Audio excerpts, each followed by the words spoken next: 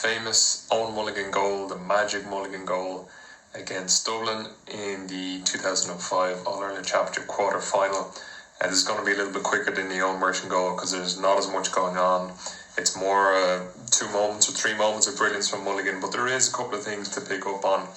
The first thing to note is how much the game has changed in the course of 15 years or so, and you see the amount of players here that are around the midfield region. This is not something you really get anymore.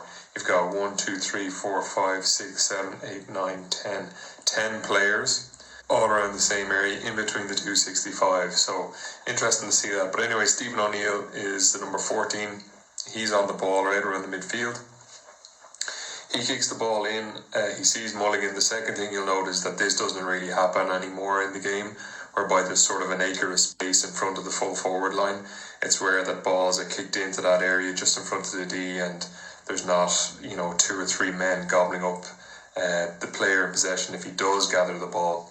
So Paddy Christie's on Mulligan here, and he slips, which is crucial because he's a bit slow to get back and cover for the goal threat. I counted Merchant's steps in a previous video, so I will count Mulligan's here. So we'll say he has possession now. We'll say 1, 2, 3, 4, 5, 6, 7, 8, 9, 10, 11. Okay, 11 steps. Okay, so quite a good number. And I think this is 2,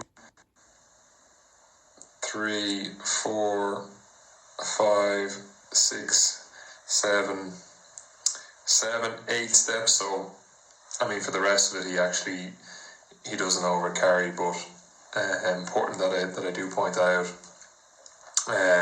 And as you know, he sells this dummy nicely to Stephen O'Shaughnessy.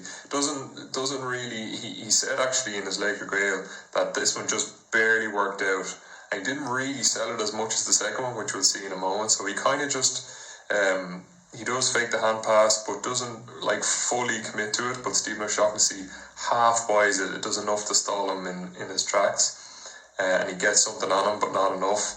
Now the next one, as everyone knows, Paul Casey won't like me highlighting this, but Mulligan does a good job here of fully selling the dummy. And in fairness to Casey, he doesn't know who's inside. He's just kind of trying to slow Mulligan up or whatever a little bit.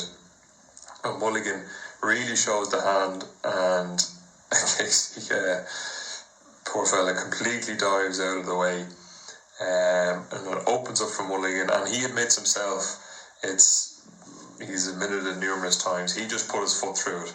It looks like a great finish, straight into almost the roof of the net, but he just said he was just putting his foot through it. There wasn't any particular finesse or anything to that, but still a great finish all the same. Now, there's one thing to note about this. This is the unseen thing that I've put in the thumbnail. You can't really see on this clip what Canavan has done, right? Because it's zoomed in. But if you look here, Canavan is here and he's looking at Mulligan, and there's a man behind him. That's Barry Cahill, the Dublin centre-back. But if we bring the clip forward to the other angle, this is the view from the back of the goals. As again, you can see that Christie has stumbled. Good strength from Mulligan. He was good under low ball, high ball. But the thing I wanted to point out to you is, and hopefully you can see this, but it's very difficult to see, but this little figure here is Peter Canavan in the bottom right hand corner of the screen, and you'll notice that he's not looking at Mulligan whatsoever or looking for the ball.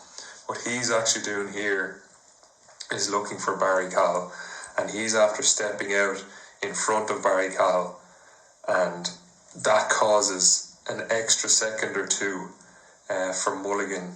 It gives him that extra bit of space, and you'll notice that Cahill is coming here like a train, trying to get to Mulligan. He's if he had that extra second or two, he may have gotten there. He's just off, but Mulligan gets the shot away. So it was Peter Canavan with that clever little block, just kind of subtly stepping in front of Barry Cahill, that caused that delay. So he may be the real reason why this goal went down as one of the most epic goals in GAA history.